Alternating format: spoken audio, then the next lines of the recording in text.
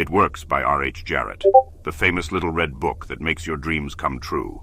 A clear, definite, common-sense plan of accomplishment. Brought to you by Shinjitsu. All who joy would win must share it. Happiness was born a twin. Byron. The author sent the manuscript of this book for criticism to a friend, who returned it with the notation, "It works." This judgment born of experience was adopted as the title of the book. A concise, definite, resultful plan with rules, explanations, and suggestions for bettering your condition in life. If you know what you want, you can have it. The man who wrote this book is highly successful and widely known for his generosity and helpful spirit. He gives full credit for all that he has accomplished in mastering circumstances, accumulating wealth, and winning friends, to the silent working out of the simple, powerful truth which he tells of in his work. He shows you here an easy, open road to a larger, happier life. Knowing that the greatest good comes from helping others without expecting praise, the author of this work has requested that his name be omitted. What is the real secret of obtaining desirable possessions? Are some people born under a lucky star or other charm, which enables them to have all that which seems so desirable? And if not, what is the cause of the difference in conditions under which men live? Many years ago, feeling that there must be a logical answer to this question, I decided to find out, if possible, what it was. I found the answer to my own satisfaction, and for years have given the information to others who have used it successfully. From a scientific, psychological, or theological viewpoint, some of the following statements may be interpreted as incorrect, but nevertheless, the plan has brought the results desired to those who have followed the simple instructions. And it is my sincere belief that I am now presenting it in a way which will bring happiness and possessions to many more. If wishes were horses, beggars would ride, is the attitude taken by the average man and woman in regard to possessions. They are not aware of a power so near that it is overlooked, so simple in operation that it is difficult to conceive, and so sure in results that it is not made use of consciously or recognized as the cause of failure of success. "Gee, I wish that were mine," is the outburst of Jimmy, the office boy, as a new red roadster goes by. And Florence, the telephone operator, expresses the same thought regarding a ring in the jeweler's window, while poor old Jones, the bookkeeper, during the Sunday stroll replies to his wife, "Yes, dear, it would be nice to have a home like that, but it is out of the question. We will have to continue to rent." Landum, the salesman, protests that he does all the work, gets the short end of the money, and will someday quit his job and find a real one. And President Bondum, in his private sanctorum, voices a bitter tirade against the annual attack of hay fever. At home, it is much the same. Last evening, father declared that daughter Mabel was headed straight for disaster. And today, mother's allowance problem and other trying affairs fade into insignificance as she exclaims, "This is the last straw. Robert's school teacher wants to see me this afternoon. His reports are terrible, I know, but I'm late for bridge now. She'll have to wait until tomorrow." So goes the endless stream of expressions like these from millions of people in all classes who give no thought to what they really want, and who are getting all they are entitled to or expect. If you are one of these millions of thoughtless talkers or wishers, and would like a decided change from your present condition, you can have it. But first of all, you must know what you want, and this is no easy task.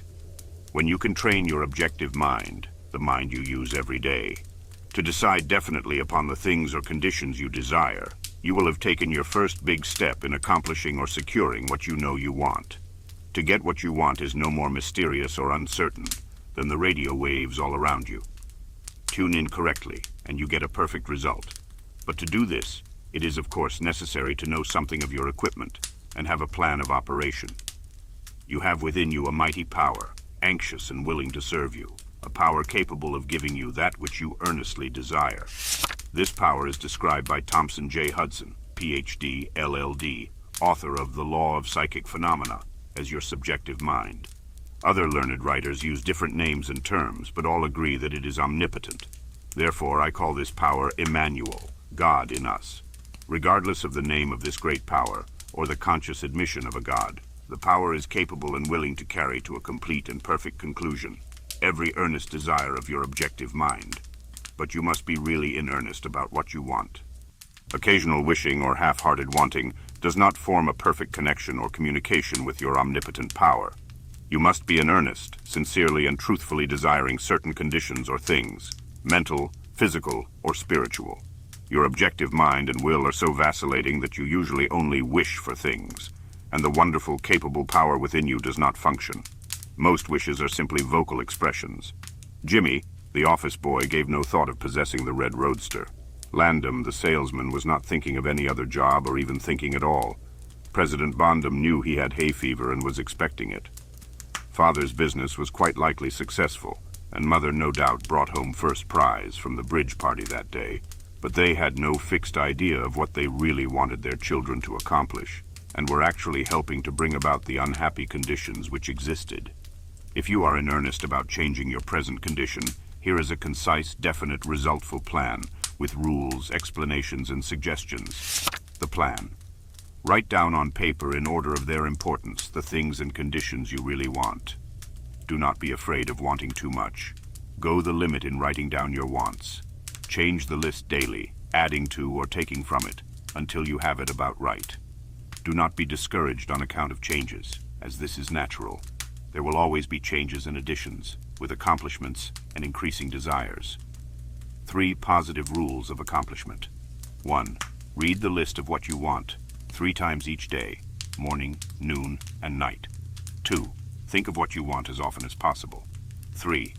Do not talk to anyone about your plan except to the great power within you, which will unfold to your objective mind the method of accomplishment. It is obvious that you cannot acquire faith at the start.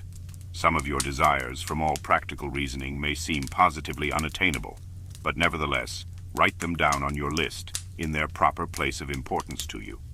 There is no need to analyze how this power within you is going to accomplish your desires. Such a procedure is as unnecessary as trying to figure out why a grain of corn placed in fertile soil shoots up a green stalk, blossoms, and produces an ear of corn containing hundreds of grains, each capable of doing what the one grain did.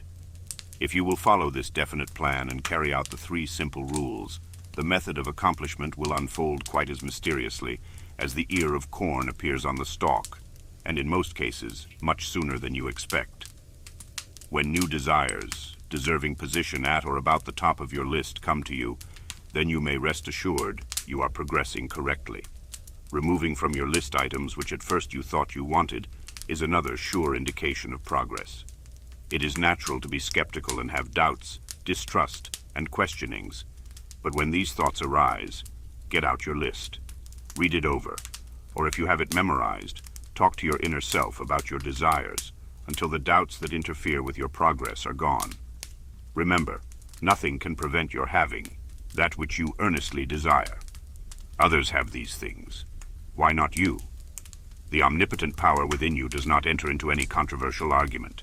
It is waiting and willing to serve when you are ready, but your objective mind is so susceptible to suggestion that it is almost impossible to make any satisfactory progress when surrounded by skeptics.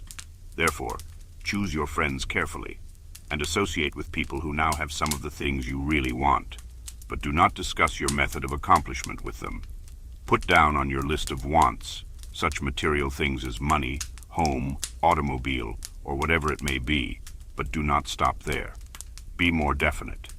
If you want an automobile, decide what kind, style, price, color, and all the other details, including when you want it. If you want a home, plan the structure, grounds, and furnishings. Decide on location and cost. If you want money, write down the amount. If you want to break a record in your business, put it down. It may be a sales record. If so, write out the total, the date required, then the number of items you must sell to make it. Also list your prospects and put after each name the sum expected. This may seem very foolish at first, but you can never realize your desires if you do not know positively and in detail what you want and when you want it. If you cannot decide this, you are not in earnest. You must be definite, and when you are, results will be surprising and almost unbelievable. A natural and ancient enemy will no doubt appear when you get your first taste of accomplishment. This enemy is discredit, in form of such thoughts as, "It can't be possible, it just happened to be. What a remarkable coincidence." When such thoughts occur, give thanks and assert credit to your omnipotent power for the accomplishment. By doing this, you gain assurance and more accomplishment, and in time prove to yourself that there is a law, which actually works, at all times, when you're in tune with it. Sincere and earnest thanks cannot be given without gratitude, and it is impossible to be thankful and grateful without being happy. Therefore, when you are thanking your greatest and best friend, your omnipotent power for the gifts received, do so with all your soul, and let it be reflected in your face. The power and what it does is beyond understanding. Do not try to understand it, but accept the accomplishment with thankfulness, happiness, and strengthened faith. Caution. It is possible to want and obtain that which will make you miserable, that which will wreck the happiness of others, that which will cause sickness and death, that which will rob you of eternal life. You can have what you want, but you must take all that goes with it. So in planning your wants, plan that which you are sure will give to you, and your fellow man, the greatest good here on earth, thus paving the way to that future hope beyond the pale of human understanding. This method of securing what you want applies to everything you are capable of desiring, and the scope being so great, it is suggested that your first list consist only of those things with which you are quite familiar, such as an amount of money or accomplishment, or the possession of material things. Such desires as these are more easily and quickly obtained than the discontinuance of fixed habits, the welfare of others, and the healing of mental or bodily ills. Accomplish the lesser things first, then take the next step, and when that is accomplished, you will seek the higher and really important objectives in life. But long before you reach this stage of your progress, many worthwhile desires will find their place on your list. One will be to help others, as you have been helped. Great is the reward to those who help and give, without thought of self, as it is impossible to be unselfish without gain. In conclusion, a short while ago, Dr. Emil Koo came to this country and showed thousands of people how to help themselves.